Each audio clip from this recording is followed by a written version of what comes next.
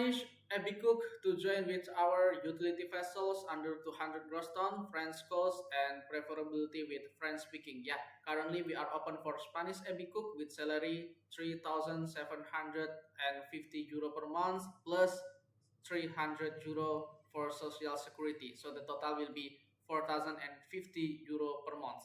Yeah, this is for small vessels, utility vessels under 200 gross ton, and the area operation will be on French coast, and we are preferability with French speaking candidate. The requirement for this vacancy, you need to have food hygiene level 2 certificate, and you need to have experiences before as a cook or AB.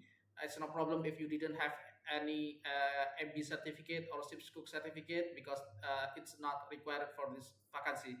Yeah, the rotation will be 2 months on and one month off, and you need to on board as soon as possible. So if you are interested with these vacancies and you have all requirement, you can send your application to our email, or you can put it directly to our link database. Please like, subscribe, and share this video to your friend. Bye bye.